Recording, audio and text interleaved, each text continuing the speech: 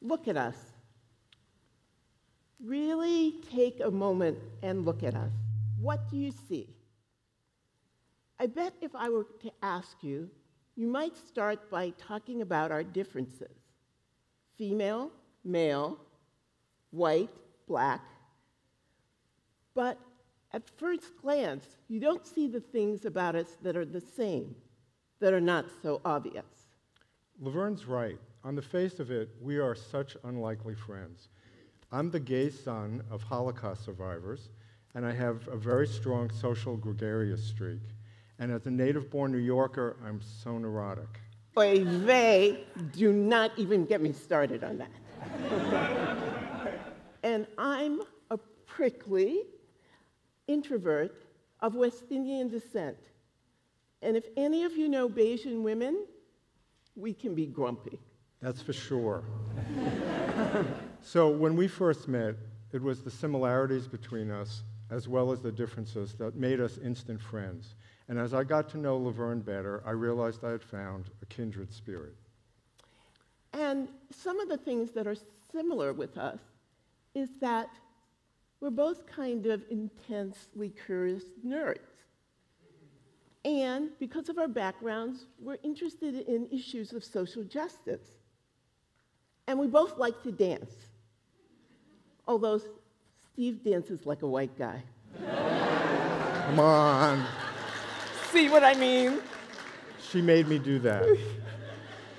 Anyway, what we want to talk to you about today is how friends like us working together can bring your similarities and your differences together to make a real impact on issues that matter to you. And in the process, you can also create an adventure that will enrich your friendship and give you memories that'll last a lifetime. So, 30 years ago, we met. We were working together in public television. And at that time, we knew immediately that we were going to be friends. It was just really great. And so, our adventure started in this sphere on the election day, 2008, in the morning. And when I say morning, I mean 4 a.m. The alarm goes off, and I wake in my cot in a roadside motel in a very sparsely populated part of North Carolina. I look over, and I see my friends Robin and Steve waking in their beds as well. We have a half an hour before a woman that we just met the day before comes to pick us up. She's going to drop us off in 3 separate locations all by herself in the dark.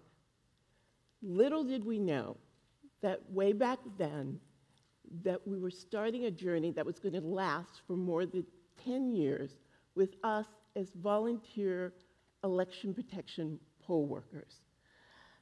That journey has taken us to places where we don't live, where we talk to people that we don't know, trying to help them do something that they very well should be able to do on their own. Well, what brought us to that motel room in North Carolina all those years ago? No matter what side you were on in the presidential election of 2008, everybody knew it was a historic moment. We had a war hero, a woman, and an African-American man vying for the presidency. And as we watched it, it was riveting to see it unfold. And Laverne and I began to think that we had to do something and get involved. We wanted to help affect the outcome. But we didn't know exactly what that was. But as we watched the news stories of increasing incidents of voter suppression around the country, we realized this was the area we wanted to work in. For both of us, the idea of voting rights for everybody is at the very foundation of our democracy. And so we were talking about that, and we talked about it a bit more with one of my friends, Robin, who had spent some time over the years registering people to vote. And she suggested that maybe we would do that as well. But somehow, registering people in our own neighborhoods in New York City didn't seem like it would have enough of an impact. So, because all 3 of us share a real passion for travel and discovering new places, we started talking about how we could maybe find another destination to go to where the work we would do would have a real impact and make a difference. And at the same time, we could have a shared adventure and see some new places. So because one of my nerdy qualities is that I love doing research, I went off on my own and started looking into the state of voting rights in the US.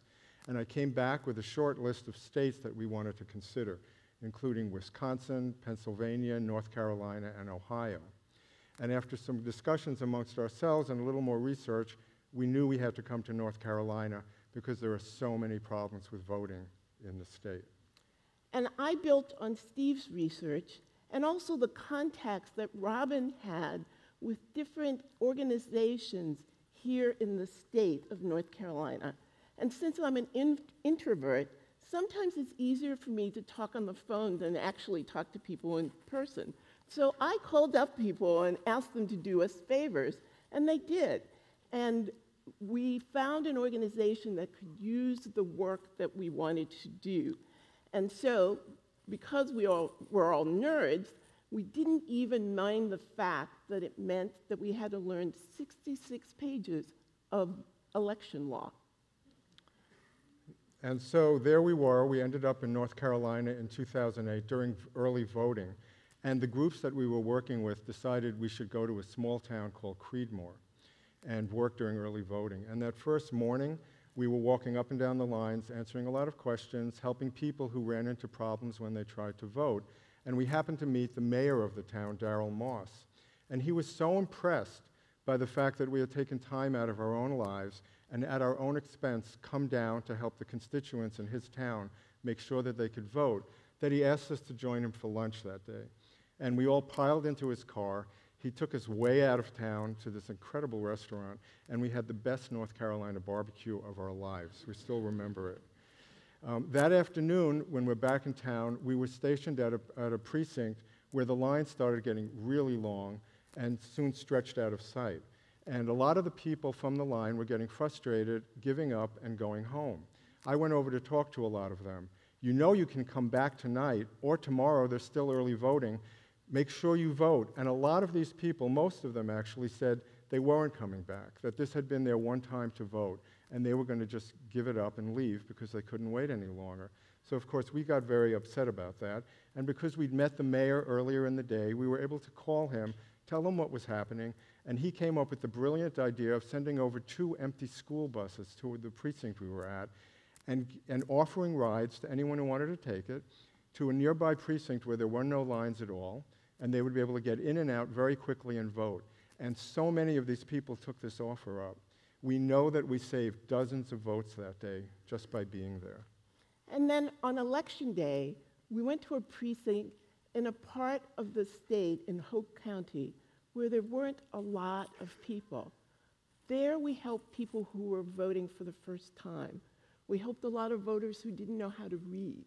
And because we had studied those 66 pages of election law, we were able to solve problems right on the spot. And after this period in 2008, after the election, we had originally thought we might do this one time. It was a one-time adventure. But because of the experience we had, the satisfaction we got out of helping so many people, but also the shared adventures, seeing new places, having new experiences together, we realized we wanted to do this again. And then in 2012, we went to do this work in Virginia Beach. In 2016, we came back to North Carolina and worked in Fayetteville. And then just this past November, we did our first midterm, non-presidential election. We came back to North Carolina.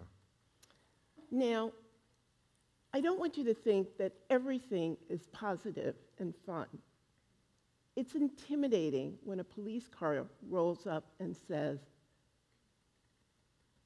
"Who are you? And why are you here?"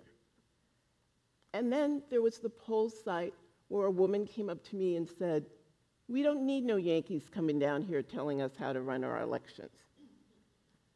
And then you stand on your feet for 14 hours alone. And at night, you go back to your hotel room, which you share with your friends because you're trying to save money and get a sense of security in a place that might be dangerous. And when you're in that small hotel room with your friends, you realize that Steve's nighttime facial regime is so much more complicated than your own. And that Laverne snores. Sweet sleeping sounds. Well, anyway, in 2016, when we came back to North Carolina, we had another problem to solve that we hadn't dealt with before. We found out that our good friend Robin, who had gone with us to all of these other prior elections, wasn't going to be able to join us. And we realized two things. One, we didn't want to be left alone with each other. And two, we knew that we would have a much greater impact and also enjoy it more if we could bring some other friends with us. So we started a process of reaching out to people, organizing dinner parties, sharing pasta, wine, chocolate cake, talking about what the work involved and trying to get people excited. And at the end of that, after talking to dozens of people, 2 of our friends said they would be able to join us. One of them, our friend Claire, who's a South African lawyer who had recently moved to the US with her family and was about to become an American citizen, was excited because this was going to be the first election in the US she was going to vote in. And she really wanted to come with us to help. The other friend was a friend, Trista, who's a writer. And the 2 of them brought new skills and new insights to the work that we were going to do. Claire is a very analytic thinker, and she helped us navigate the complexities of North Carolina election law in a new way. And Trista, because she's a writer, helped us create messaging and cards to give out so that voters on the lines when we were here would be able to know what we could do and how we could help them. And then she also came up with a plan that led to our meeting the great civil rights leader, Reverend William Barber, who's now become a friend as a result of the work that we did here. So once again, we had our team, we had the organization who we were going to work with, we had our place, we did our studying, and with all of that, we were able to help folks like these. Excuse me, ma'am, did everything go okay? Were you able to vote? They sent me from the one on Cliffdale over here. Now I got to go over there. Me and 2 other black guys are the only guys that the DMV forgot to process. They sent me here. Now these people here tell me I cannot vote here. It's not here. No. This is not fair. So you see that woman that I was talking to. She had just spent the whole morning being bounced around from one precinct to another. And in 2016, that was a really serious problem that we encountered a lot. There was a lot of confusion about where people needed to vote, and precincts were being changed at the last minute. And because I was there, after all of the other places she'd been and gotten no help, she was able to come to me, and because of the training I had, I was able to make a few phone calls and actually find out where she needed to go. She ended up going to the other precinct, she managed to vote, and her ballot was counted that night, and she was so thrilled. She actually had taken my phone number. She called to tell me that she'd gotten to vote and to thank me. It was a very powerful experience. And as we all know, in every election, there are often races that are decided by just a handful of votes. And because I helped her and a lot of other voters that day in that precinct, I could have changed the makeup of the North Carolina legislature by 1 seat. And so you never know where this is going to lead. And did he save the whole world? No. But did I save her world? Did I make a difference to her world? Absolutely. And I could also have changed the outcome of the election. It's all about showing up and being at the right place at the right time. And you remember that woman who told me, we don't need no Yankees down here telling us how to run our election? Well, after a 14-hour day, she came up to me and asked me if I had a place to stay and offered me a bed in her guest room. Then she winked at me and said, we don't want you going back to going from North Carolina back to New York City and saying you didn't have any Southern hospitality. You never know where things are going to go when they start. You could tell from the film clip that in 2016, a documentary film crew followed us. We didn't expect that. But they made a film called Capturing the Flag that's now been seen across the country. And because of that film, all sorts of things happened. I was walking down the street in New York City, and I heard a person say, hey, that's Laverne. And I looked around to see one of my friends, but instead, I saw a young Asian American woman. She came over to me and said, "We saw your film." And I went home and I told my family, and I made sure my whole family voted. And I asked her if she was going to do that again next year, and she said, "Yes, I will." And then she stopped, and she said, "Can I give you a hug?" Small act, big impact. And we've seen over the last 2 years, because of all the debates that are raging across the country right now, so many of our friends have been saying they want to get involved, they want to act in some way, they want to get engaged to affect the outcome of the issues of the day. But what we've noticed is that most of them are waiting. They have this desire, but they're waiting for somebody to appeal to them or somebody to come along and show them the way, tell them what they should be doing. But what we want to really leave you with today is that we've learned from our experience that you don't have to wait. We put together, and so can you, our own mission and our own team, and we figured out an area we wanted to work in, and we went out and we did that. And you don't need to have extraordinary skills to do something like this. You know, the two of us are lawyers. You might look at us and think, oh, they have certain experience, they're older. But we've learned you don't need anything special as a skill. When you're going out to pursue something with a passion or some issue that really matters to you, there are so many things you can contribute. When we came back down here back in November for the midterms, this time 14 of our friends came with us. So this group had really grown. People had heard about what we did and seen what we did and got really excited about it. And we were a group of people that ranged from people in their 20s to people in their 70s. And everyone came with a different skill. One friend came down because she wanted to drive people to the polls. She knows how to drive. She wanted to make sure they could get there if they couldn't find another way. Another friend wanted to just answer questions on a hotline on election day. One friend who loves talking to everybody ended up organizing all of our phone banking. And one of our group, who comes from North Carolina, found housing for all of us so that while we were here, we had a place to stay.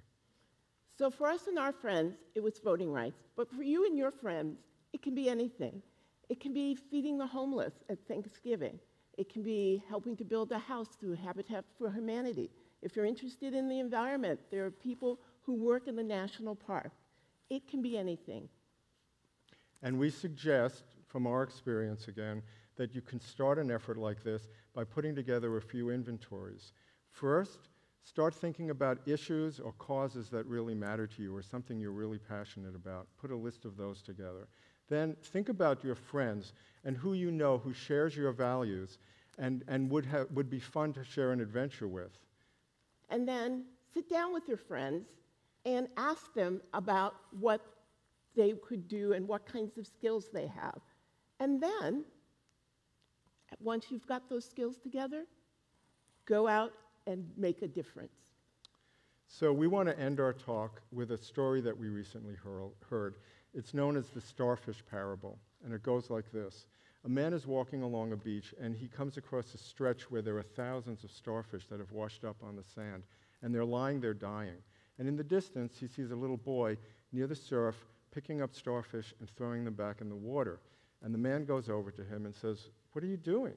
And the boy looks up and he says, "I'm saving the starfish." And the man starts to laugh and he says, "There are thousands of starfish here. What difference can you make?" And the boy picks up one of the starfish, throws it back in the water, and he says, "It made a difference to that one." And think of how much more fun he would have had and what a greater impact he would have had if he had been doing it with his friends. You can be that boy. So get together with your friends and figure out how you can save the starfish in your own lives. Thank you.